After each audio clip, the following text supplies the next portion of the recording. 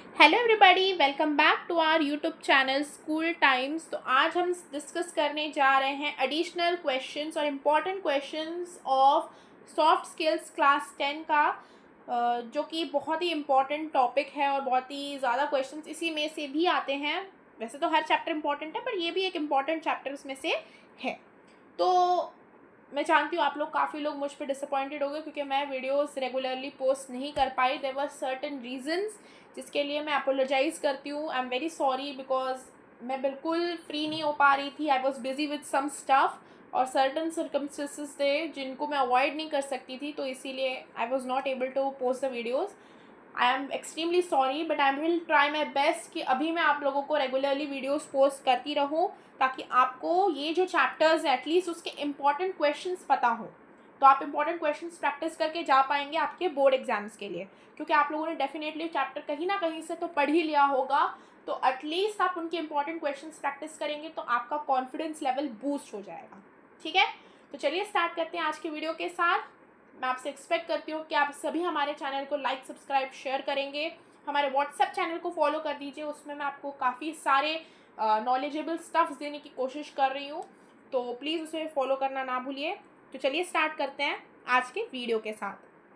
पहला क्वेश्चन आपकी स्क्रीन पर है, personality in general terms means the unique set of qualities that is A physical, B mental, C emotional, D all of these.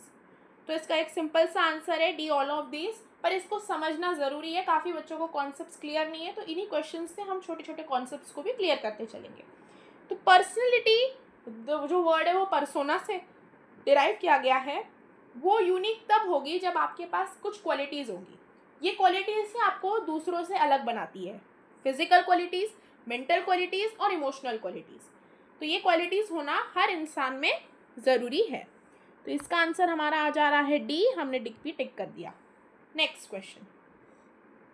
Okay, इसका थोड़ा सा size कम कर देंगे मार्कर का। Yes, now next one is, tourism professional should have A. positive attitude, B. good personality, C. etiquette, D. body language। इसमें से आपके पास options दिए गए हैं 1, 2, 3 एंड 4। मैं सभी से एक्सपेक्ट कर रही हूँ कि जो बच्चों को इम्पॉर्टेंट क्वेश्चंस दिख रहे हैं और लग रहा है कि वो एक क्वेश्चन का आंसर नहीं कर पा रहे हैं, तो वो इंश्योर करें कि अपने पास एक बुक रखें जहाँ पे वो पर्टिकुलर स्टेटमेंट या क्वेश्चन को लिखें, ताकि बाद में जाकर वो उस पर्टिकुलर स्टेटमेंट या टॉपिक को अपने चैप्टर से रिवाइज कर पाएँ। ठीक है, तो इसका आंसर है C, all of these, because tourism professionals के पास ये चारों ही क्वालिटीज़ बहुत ज़्यादा मायने रखती है। अगर टूरिज्म प्रोफेशनल्स के पास एटिकेट्स नहीं है, उन्हें बात करने का तरीका नहीं पता, बिहेवियर नहीं पता, तो लोग उनसे बातचीत नहीं करेंगे, लोग उस जगह पे घूमना कम पसंद करेंगे। आपके मैनर्स, आपका वे ऑफ डीलिंग ही लोगों को आपकी तरफ आकर्षित करता है, अट्रैक्ट करता है। Okay, so here the answer is C, all of these, और third option which is all of these. यहाँ पे जल्दबाजी बिल्कुल नहीं करनी है। याद रखना, अगर एमसीक्यू का क्वेश्चन आ रहा है तो सारे ऑप्शंस को एक एक बार अच्छे से गो थ्रू होना, फिर ही अपने लास्ट में आंसर्स को टिक करना। और ऐसा नहीं कि हर जगह पे आपको एमसीक्यू मिलेगा। Be prepared for fill in the blanks as well, because कभी कभार ऐसे ही एमसीक्यू क्वेश्चंस ना आकर ये आपको फिल इन द ब्लैंक्स के फॉर्म में दिख जाएगा, तो ऐसा सोचो कि ऑप्शंस है ही नहीं, बिना ऑप्शंस के आपको आंसर करने हैं, तो आप क्या क्या लिख पाओगे। It will help you to enhance your memory as well as to revise the chapter in more effective way. ठीक है, next is third question. Ram always keeps a pen, notebook and a calendar while receiving a phone call because it is very helpful in, तो बहुत important है। First है impressing boss, B है taking right message, C है talking to a friend and D है receiving fax. इनमें से आपको जो भी करेक्ट ऑप्शन लगता है कमेंट बॉक्स पे टेक्स्ट करते जाइएगा। मैं चाहती हूँ कि आप सभी एक ही बार में कमेंट बॉक्स में 1, 2, 3, 4 करके सारे आंसर्स को टेक्स्ट कर लीजिए। जिनके कमेंट्स में सब आंसर्स अपनी तरफ से सही होंगे, before I convey you the answer, मैं चाहती हूँ कि आप लोग अपनी तरफ से आंसर दीजिए, और जिनके सब सही होंगे मैं उन्हें पिन कर दूंगी ताकि दूसरों को रिवाइज करते वक्त वो आंसर्स जल्दी से मिल पाए। ठीक है, तो थर्ड जो आंसर है, थर्ड क्वेश्चन का आंसर है बी, टेकिंग राइट मैसेज। आपको लग रहा है मैम ये तो काफ़ी क्वेश्चन इजी है, बेटा ऐसे ही क्वेश्चंस इजी भी आते हैं बोर्ड में। आपको बस इस बात का ध्यान रखना है कि आप ओवर कॉन्फिडेंट नहीं हो रहे हैं, केस बेस्ड स्टडी क्वेश्चंस, ये जो राम, अभी नेक्स्ट है जो प्रार्थना का क्वेश्चन है, ये सब क्वेश्चंस देखिए आप ओवर कॉन्फिडेंट नहीं हो रहे हैं, आप अपने माइंड को स्टेबल रखेंगे तभी आपको समझ में आएगा कि क्वेश्चन कहना क्या चाहता है, ठीक है। Next is, last week Prajna got an opportunity to visit a 5-star hotel. While entering in the hotel, she saw a front office manager, Pooja, who was wearing business professional dress. Please identify the attributes. तो ए है gesture, B है posture, सी है attire, D है communication. अभी आप सोच रहे होंगे कि मैम इसमें क्वेश्चन क्या है, यही आइडेंटिफाई करना ही बोर्ड आपको देता है। जैसे ऊपर के इजी क्वेश्चन से वैसे इस टाइप के ट्रिकी क्वेश्चंस भी आते हैं, इन्हें हार्ड नहीं, इन्हें ट्रिकी कहा जाता है। ये आपके एनालिटिकल स्किल्स को चेक करता है। तो इसका क्या करेक्ट आंसर है? इसका करेक्ट आंसर है सी, वो है अटायर। क्यों? क्योंकि यहाँ पे उसने वेयरिंग बिजनेस प्रोफेशनल ड्रेस कहा है, यानी बिजनेस प्रोफेशनल ड्रेस को देख के प्रार्थना को क्या फील हुआ, वो उसके अटायर के बारे में बता रही थी कि वो जो प्रोफेशनल ड्रेस को हम क्या बोलते हैं, वो उसके बारे में बताना चाहती है। तो question is about what is business professional dress called, it is called an attire. Next, which of the following is not a business professional color? हमने सोचा होगा कि मैम वो ब्लू बॉक्स, वो पर्पल ग्रे बॉक्स, जो भी colour का box आपके प्रिंट आउट में है, वो बॉक्स हम इग्नोर कर सकते हैं क्या? You can't. CBSE is an unpredictable board, हर चीज़ आपको गो थ्रू होनी है in depth, and that is why these questions will help you to enhance your knowledge up to the mark. Okay, तो ऐसे और क्वेश्चंस के लिए मुझे कमेंट ज़रूर कीजिएगा कि आपको चाहिए कि नहीं, ताकि मैं नेक्स्ट वीडियो उसी हिसाब से पोस्ट करूँ। Okay, so let's move. तो आप बताइए कि इसमें से कौन सा कलर बिजनेस प्रोफेशनल कलर में से एक है? ए है ब्लैक, बी है ग्रे, डार्क ग्रे, सी है नेवी ब्लू एंड डी है डार्क येलो। देखो, इसमें से हमने एक क्वेश्चन को ध्यान से अगर पढ़ा होगा तो आपको पता चलेगा नॉट, ये जो नॉट है ये हमेशा अंडरलाइन करना है। बोर्ड कभी कभार बोल्ड करके देता है, पर अगर नहीं दिया होगा तो आप मिस कर जाओगे, फिर आप सोचोगे नेवी ब्लू हो जाएगा शायद, या ब्लैक ही होगा। नहीं, नॉट मतलब जो नहीं है, ऑड वन आउट ढूंढना है। तो यहाँ पे ऑड वन आउट है डार्क येलो, कोई भी डार्क येलो पहन के नहीं जाता है। Next, if you are working in a big organisation you should always remember rules. Please identify the odd from the unwritten business rules. तो नीचे कुछ बिजनेस रूल्स लिखे गए हैं। तो you boss is boss, never go over boss, you are the boss, keep the boss informed. तो इनमें से कौन सा आपको लगता है कि जो रूल्स है उनमें से ऑड वन आउट आपको ढूंढना है? तो कौन सा है इसमें से ऑड वन आउट?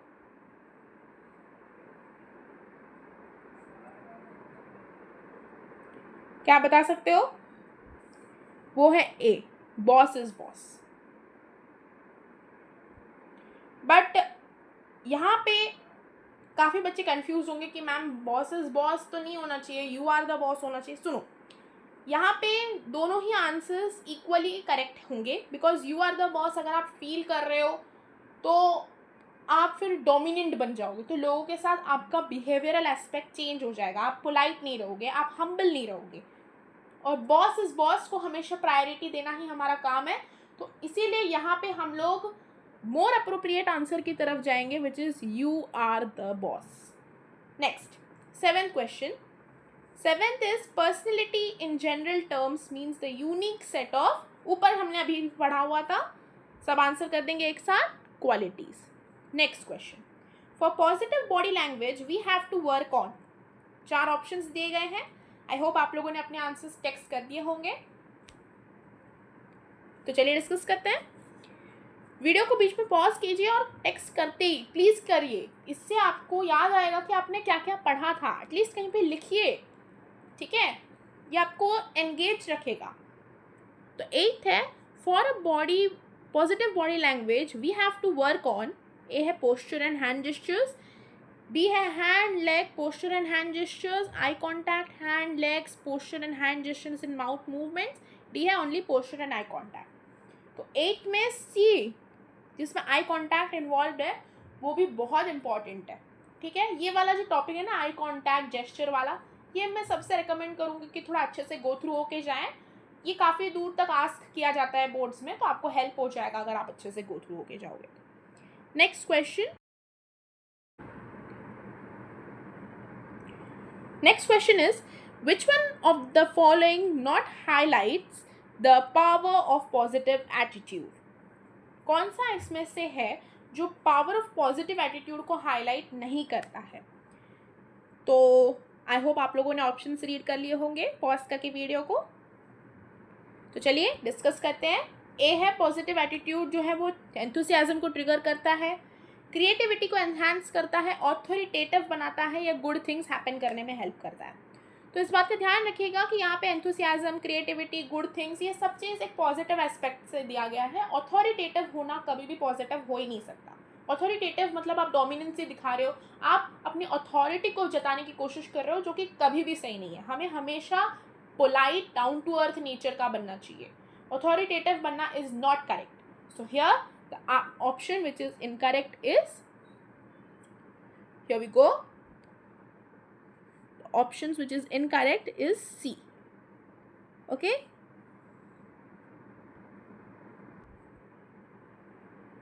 तो यहाँ पे जो 10th क्वेश्चन हमने अभी डिस्कस किया वो है positive body language does not include aggressiveness. Aggressiveness का मतलब ही होता है कि गुस्सा आ जाना। आई होप ये मैंने अच्छे से एक्सप्लेन कर दिया होगा आपको। तो 11th है the power of positive attitude has been reinforced by the study of Harvard University, Cambridge University, Oxford University, the University of Texas. आप भी पॉज कर लीजिए, अपने टेक्स्ट बुक से गो थ्रू कीजिए और उस पार्ट को अंडरलाइन करना बिल्कुल मत भूलिए। ऐसे क्वेश्चंस आपको आगे भी दिखाऊंगी मैं कैसे आते हैं। You will come to know कि अगर आप इन डेप्थ जान के जाओगे आपका कॉन्फिडेंस कितना हाई रहेगा पेपर लिखते वक्त। It will help you a lot. It will help you to create sentences during your exam time when you fail to write the theory, और ये आपको मार्क्स भी दिल पाएगा। तो इसका आंसर आई होप आप लोगों ने कमेंट कर दिया होगा। The answer is, so the answer is Harvard university. ठीक है, तो अभी हम लोगों ने कुछ सॉल्व कर लिए हैं एमसीक्यूज। चलिए अभी हम चलते हैं हमारे नेक्स्ट की तरफ जो कि है फिल इन द ब्लैंक्स। तो चलिए स्टार्ट करते हैं। फिल इन द ब्लैंक्स के साथ। ठीक है, या सो इट्स विजिबल। पहला क्वेश्चन है the word personality has its roots in Latin word dash which means dash. इसका आंसर है the word personality has its root from the Latin word persona. ठीक है, यहाँ पे मैं लिख लेती हूँ आपके लिए। So the answer is the word personality has its roots in the Latin word persona which means mask. यहाँ पर आपको ध्यान रखना है कि जो वर्ड persona है उसे आप अच्छे से लिख रहे हैं, उसकी स्पेलिंग करेक्ट लिख रहे हैं। मेरी हैंड राइटिंग पे प्लीज़ मत जाइए because I know it has been a little shabby because it's very difficult to write, but just focus on the answers and ensure कि आप करेक्ट आंसर्स लिख रहे हैं। ठीक है, next is second question that is personality in general terms means a unique set of qualities. ठीक है, ये अभी भी हमने ऊपर फिल इन द ब्लैंक्स में पढ़ा था। यूनिक सेट ऑफ क्वालिटीज़ को ही हम लोग पर्सनैलिटी बोलते हैं। Next is dash is the first thing that people look for when they meet us in introduction to tourism. मतलब इंट्रोडक्शन ऑफ टूरिज्म के हिसाब से क्या चीज़ पहले लोग देखते हैं, तो वो है हमारा आई कॉन्टैक्ट। इसका आंसर सब लिख लेंगे। थर्ड क्वेश्चन का answer what is eye contact. Eye contact. ठीक है, मैंने उसके ऊपर ही लिख दिया है, don't worry, I will erase it later. Next is palm down gesture emphasise nature. Palm down जो जेस्चर है वो कौन से नेचर को हमारे एम्फसाइज करता है? सो दैट इज, यहाँ पे मैं लिख देती हूँ, पाम डाउन जो जेस्चर है वो हमारे एग्रेसिव नेचर को डिफाइन करता है। किसके? एग्रेसिव नेचर को डिफाइन करता है। ठीक है, it is the study of movements of body parts like eyes, head, hands, legs, sitting style, walking style etcetera which is called dash. The study of body parts, body आ गया मतलब क्या होगा? Body language. क्या बोलेंगे इस चीज़ को हम? Body language. ठीक है, you'll want me to write? I'll just write down here. I'll make an arrow and write down. इसका आंसर है body language.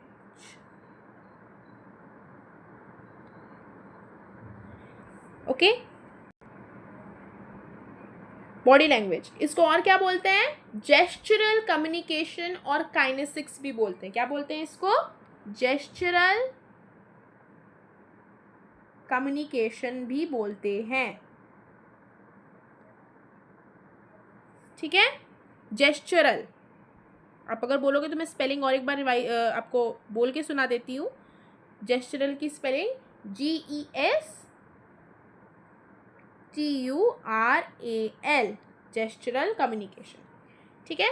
Next, the following principles given by Dash in her work using proper etiquettes can be utilized by office employees to show proper etiquettes. The following principles given by किसके? मायरना Hoover. ये नाम याद रखेंगे. Proper etiquettes employees के द्वारा use किया जाए, ये जो प्रिंसिपल है ये मायरना हूवर ने लिखा था. अगर आपको चाहिए तो मैं लिख के दे देती हूँ नाम यहाँ पे भी कोने में ही.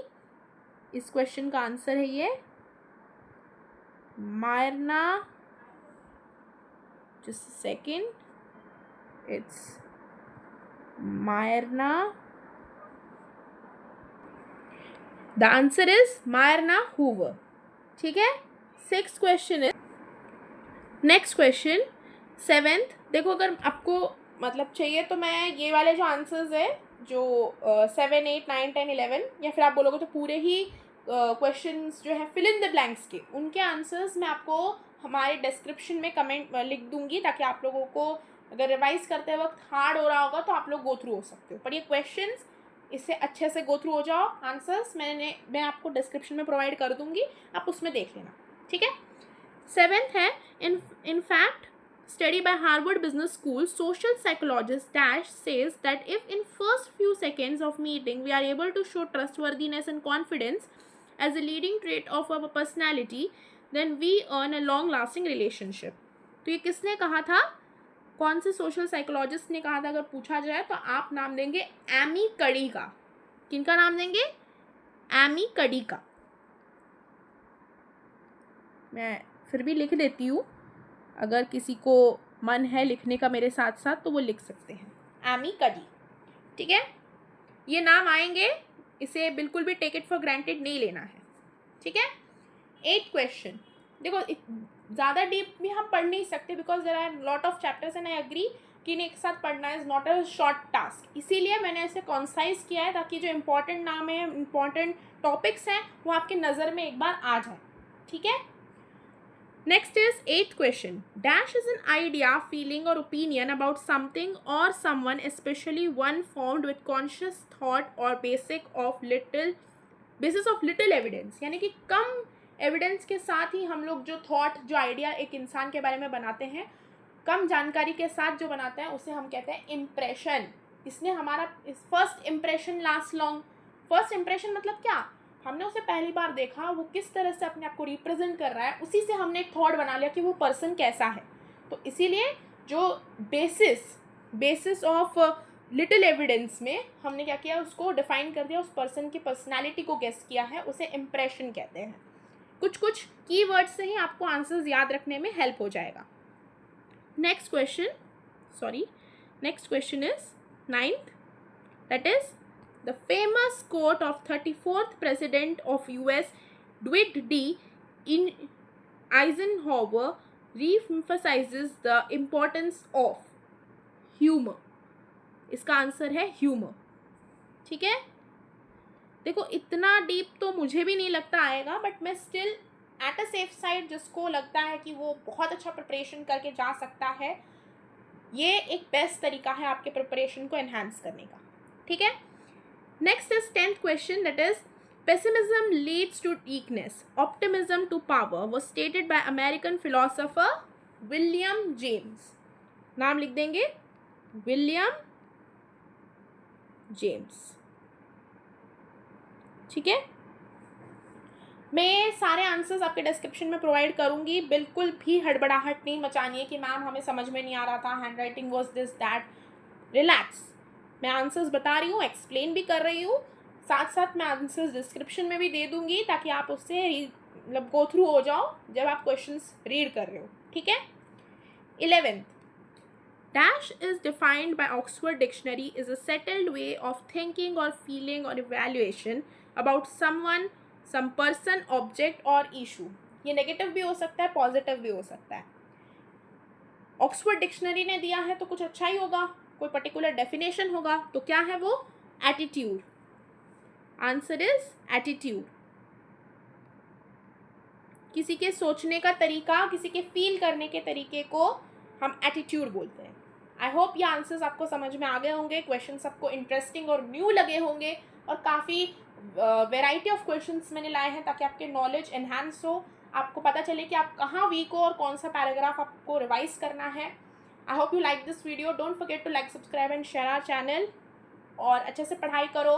Meet you in the next video. Till then bye bye, take care, thank you for watching. आज के लिए इतना ही करते हैं। नेक्स्ट वीडियो कब चाहिए, कौन से चैप्टर का चाहिए बता दो, मैं उसी हिसाब से उतनी ही जल्दी वीडियो अपलोड करने की कोशिश करती रहूँगी। And I am once again apologising for the delay of posting these video. Meet you in the next video. Till then bye bye, take care and all the best for your upcoming exam.